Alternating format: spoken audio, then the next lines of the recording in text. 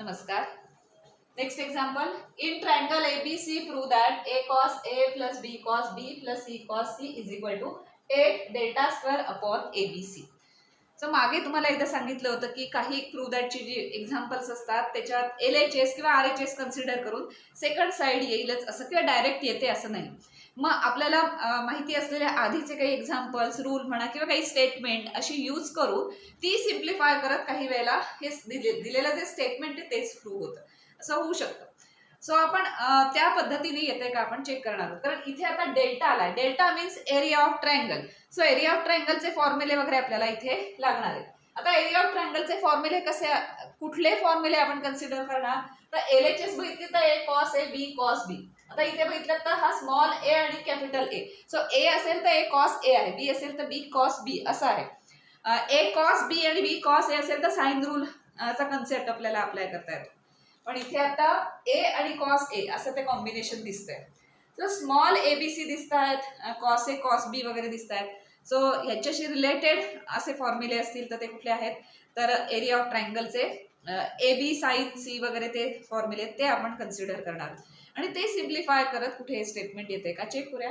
Because delta दिसत आहे त्यामुळे डेल्टाचे फॉर्म्युले म्हणजे एरिया ऑफ ट्रायंगलचे फॉर्म्युले आपण कन्सिडर करणार आहोत.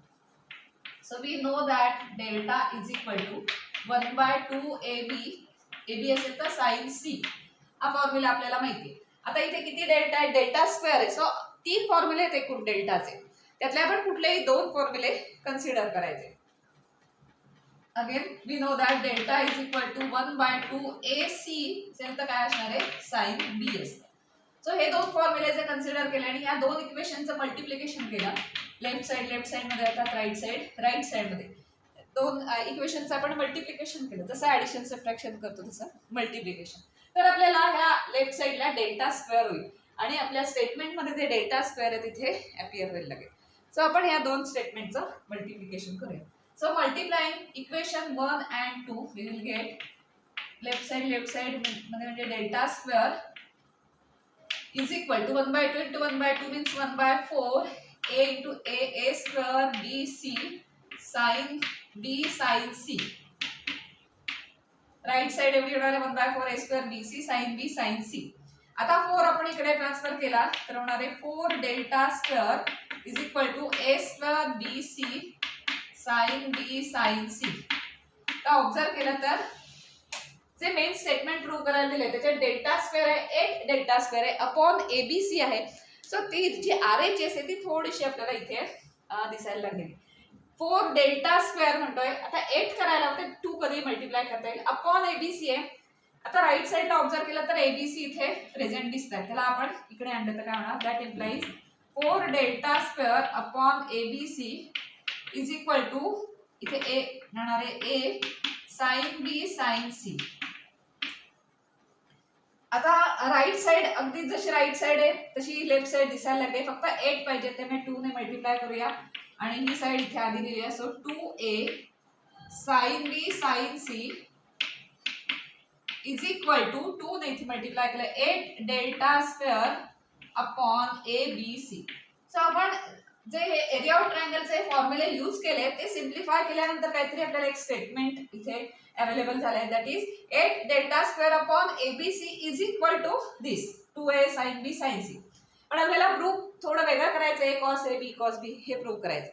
म्हणजेच आपल्याला ह्याच्या पुढे जाऊन काय प्रूव्ह करावं लागेल की हे जे स्टेटमेंट आलंय LHSचं आणि प्रूव्ह करायचं ते LHS आहे, त्या दोन्ही सेम स्टेटमेंट आहे तसं आपल्याला प्रूव्ह करायला लागेल. तर आपण ह्याला इक्वेशन नंबर 1 2 झाले. सो इक्वेशन 3 असं इथे आपण स्टेट करूया. आता फक्त ह्या इक्वेशन 3 ची लेफ्ट हँड साइड कन्सिडर करू आणि ही लेफ्ट हँड साइड त्या लेफ्ट हँड साइड इतकी जर आली तर ही दोन्ही स्टेटमेंट ती इक्वेशन मध्ये आपण सबस्टिट्यूट करू म्हणजे ते इक्वेशन प्रूव्ह होईल.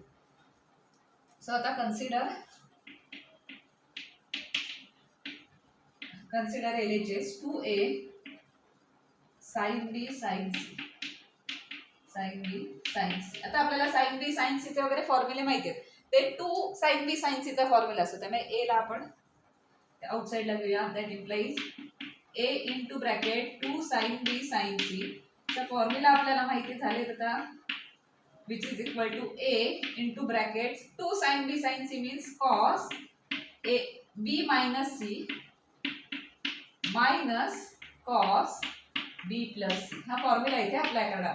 तर जसे लागतील ऍडिशन ऑफ अँगल किंवा डबल अँगल जे कुठले फॉर्म्युले येतील ते लागतील तसे फॉर्म्युले अप्लाय करत आपण हे स्टेटमेंट सिम्प्लिफाय करत जाणार. हे स्टेटमेंट सिम्प्लिफाय केल्यानंतर जर ते LHS इतकं आलं तर इक्वेशन 3 मध्ये सबस्टिट्यूट करून आपला स्टेटमेंट 2 होईल तिथे. सो आता B minus C B plus C आता इन ट्रायंगल एबीसी म्हटले त्यामुळे ते बेसिक स्टेटमेंट ऑलवेज असणार आहे. A plus B plus C is equal to pi means काय असणार आहे बी प्लस सी मीन्स किती असणार आहे पाय मायनस ए बरोबर ना. बी प्लस सी ची व्हॅल्यू पाय मायनस ए असणार. So which is equal to A into bracket cos B minus C minus cos pi minus A. Again cos of pi minus theta cos pi minus theta means किती असतं minus cos theta ते apply करणार. So which is equal to A into cos B minus C minus minus cos theta means minus cos theta here a. Then minus minus plus so that implies a into bracket cos b minus c minus minus plus cos a. आता या a ने आतमध्ये multiply करूया because cos of b minus c साठी पुन्हा formula आपण apply करू शकतो. आता हे जे 3 नंबरचं स्टेटमेंट आहे ते आपल्याला पुढे लागणार आहे ते नऊ देखील पण एका ठिकाणी ते लिहून ठेवूया 2a sin b sin c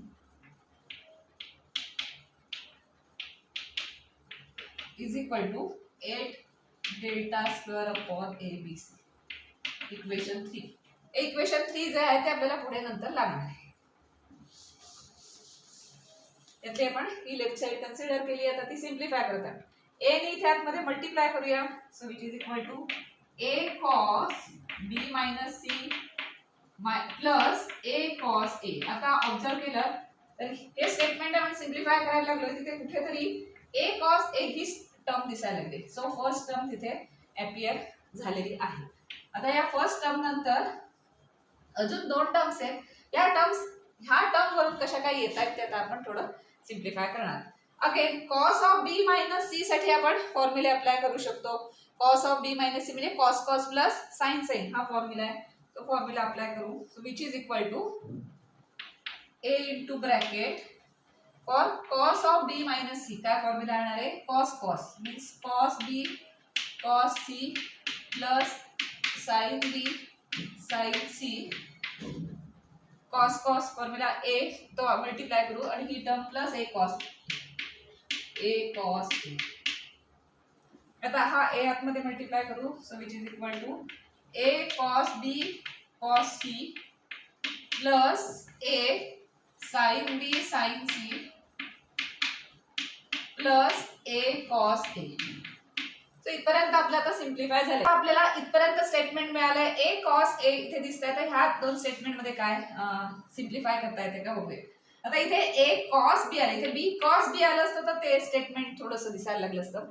तर आता आपण प्रोजेक्शन रूल बघूया. प्रोजेक्शन रूल मध्ये 3 स्टेटमेंट आहेत. या जर आपण आठवली तर c is equal to a cos b होतं म्हणजेच काय की a cos b ची व्हॅल्यू कुठेतरी आपल्याला त्याच्यावरनं घेता येईल. तर आपण प्रोजेक्शन रूल कन्सिडर करूया. We know that c is equal to a cos b plus b cos a. हा प्रोजेक्शन रूल आपल्याला माहिती त्यावरून जर a cos b ची व्हॅल्यू काढायची आली तर कारण याच्यात c cos c येण्यासाठी हा c पण कुठेही दिसत नाही आता ह्या स्टेटमेंट मध्ये तो c अपीयर व्हायला लागेल. सो a cos b ला आपण रिप्लेस करूया. सो आपल्याला इकडे ट्रान्सफर करायचं आहे. That implies a cos b is equal to c minus b cos a. तर आपण a cos b जी व्हॅल्यू आहे ती c minus b cos a ने इथे रिप्लेस करणार आहोत आणि म्हणजे c इथे दिसायला लागेल. त्यानंतर त्याचं c cos c वगैरे कसं होईल ते अजून काही फॉर्म्युले अप्लाय करत गेलो की ते होणार. सो इथे c इथे अपीयर होईल c minus b cos a असं आपण इथे लिहिणार कारण ह्या टर्म साठी आपण हे रिप्लेस करणार आहोत आणि त्याला मल्टिप्लिकेशन मध्ये cos c आहेच. सो पुढे जाऊन कुठेतरी c cos c ही टर्म तिथे दिसायला लागणार आहे. इथे सगळ्या ab च्या टर्म्स होत्या c कुठेही दिसत नाही म्हणून आपण प्रोजेक्शन रूलचा c असणारा फॉर्म्युला इथे अप्लाय केला आहे. त्यावरून आपण ही a cos b ची व्हॅल्यू आहे ती ह्या फॉर्मॅट मध्ये इथे रिप्लेस करणार आहोत. तसंच इथे a sin b दिसतंय त्याला साइन रूल वरून आता ए साइन बी नको कारण इथे बी आलाय, सो आता बी कॉमन येईल वगैरे असं पुढे अशी कुठली तरी टर्म अप्लाय करायला हवं. Also we know that A sine B is equal to काय असतं, बी साइन ए बार कुठल्या रूलने, हे साइन रूल आहे आणि हे प्रोजेक्शन रूल आहे. सो रिझन्स लिहायचे, this is by projection rule, this is by sine rule. So ह्या सगळ्या टर्म आपण इथे रिप्लेस करूया. So that implies this term will become a cos b means काय असणार आहे, ब्रॅकेट घेऊया c minus b cos a into this cos c is equal to sorry plus a sin b आपण replace करतोय b sin a ने, कारण b कुठेतरी common येईल म्हणून आपण ते रिप्लेस करून घेतोय b sin a sin c आणि दिस plus a cos a.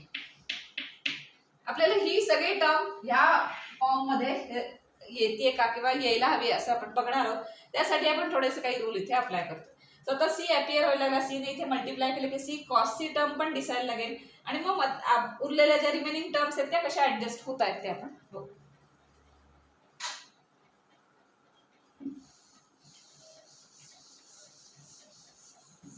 So equation 3 जे आहे त्याची लेफ्ट साइड आपण ही प्रूव्ह करतोय काय आहे. ही जर ही आली तर आपला एक्झाम्पल सॉल्व्ह होईल. आता या ब्रॅकेटने या बाहेर ज्या टर्म्स आहेत त्याला मल्टिप्लाय केलं तर काय होणार, so that implies C cos C आलं, C cos C minus B cos A cos C minus B cos A cos C minus B cos A cos C plus म्हणून आपण बी मध्ये ही टर्म आपण बी मध्ये आणली कारण कुठेतरी पुढे बी कॉमन घेता येईल, बी sign A sine C B sign A sine C आणि जर बी कॉमन घेतला तर आतले अँगल पण सेम असायला याचं ए ए अँड सी म्हणजे कुठेतरी पुढचा फॉर्म्युला आपल्याला अप्लाय करता येऊ शकतो.